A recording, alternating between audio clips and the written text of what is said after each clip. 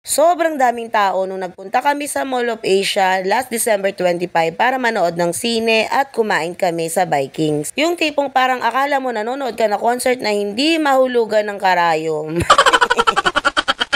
At eto na nga sa wakas, nakapag voice over na rin ako dito sa mga ganap namin nung nakalipas na Pasko at Bagong Taon. Bali ang mga oras na yan ay naghihintay na sa akin ng bossing ko at yung kapatid ko at yung asawa niya pati yung mga pamangkin ko dahil talagang tinapos namin yung palabas ni Marian Rivera at Dingdong Dantes na Rewind. Bali kasi meron kaming reservation dyan sa Vikings ng 6 PM kaya nauna na yung bossing ko at mga pamangkin at kapatid ko. Pero dahil 6:30 pa ang tapos ng pinanood namin na sine ay tinapos muna namin yon ng anak kong si Mamu at ni Cathy. At in fairness sa pinanood namin, hindi ako nagsisi dahil talagang nagustuhan ko yung movie. Kaya kahit late kami ng 30 minutes ay okay na okay lang. Mababawi ko naman yon nung kumain kami dito dahil hanggang 10 PM naman yon. Pero umuwi rin kami dito mga Marcies ng mga bandang 9 PM lang. At eto na nga po, pagpasok ko, nagkakainan na yung mga pamangkin ko at andito na din si Kali at ang mama at papa niya. Bali sumunod lang din sila. Unang tanong ko nga dyan sa apo ko ay dinayo mo pa sa Vikings ang eklok. Yun lang talaga kasi palagi yung kinakain niya, eklok.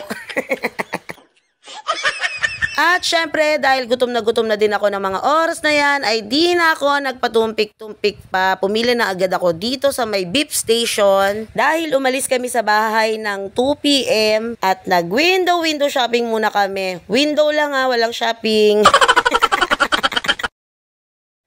Bali kasi last year, ganito lang din yung ginawa namin. Sa tuwing Pasko, nagpupunta lang kami dito sa mall, nanonood ng sine, tapos magpapareserve kami dito sa Vikings dahil meron din kami kasing special na occasion. Birthday din kasi mismo ng mama ni Kali, December 25. At yun lang din yung nagiging pahinga ko talaga na hindi ako nagiging abala sa mga pagluluto para less pagod na din at makapagbanding na din kami ng buong pamilya. Dito lang din kasi nagkakaroon ng time na buo kami dahil walang pasok yung mama at papa ni Kali at wala rin pasok yung anak kong si Mamu. Magmula kasi nang nagkaroon na sila ng kanya-kanya nilang trabaho, wala na talaga kaming time para magkasabay-sabay sa hapagkainan. Kaya sa akin bilang nanay, sobrang mahalaga sa akin tong ganitong okasyon na kumpleto kami. Para lang din yan yung pinanood ko na Rewind ni Marian Rivera at Dingdong Dantes. Sobra talagang nakarelate ako doon mga Marcies, na dapat kahit anong busy mo sa trabaho, nagkakaroon ka pa rin ng oras sa pamilya mo. Dahil hindi natin alam, baka bukas yung mga kasama mo ngayon, hindi mo na makakasama bukas. Kaya nga paulit-ulit kong sinasabi sa bossing ko at sa mga bata na napakaikli lang ng buhay. Napiliin na lang namin palagi na maging masaya at hanggang kaya ay umiiwas na lang sa stress para naman mas maging masaya ang pamumuhay namin sa araw-araw. Kaya nga ang wish ko nung nagdaang Pasko ay more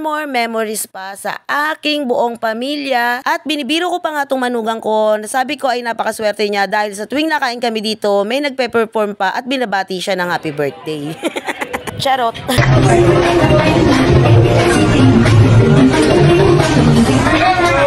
At bigla ko na naman alala si Kali last year. Ganito din siya nung binublow niya rin yung cake ng mama niya nung kumain din kami dito. Noong araw ay baby pa si Kali pero ngayon ay medyo lumalaki na siya talaga. At meron na naman akong panibagong memories nung nakalipas na Christmas Day. Yun lang po mga Marcies. Maraming salamat sa panonood ninyo.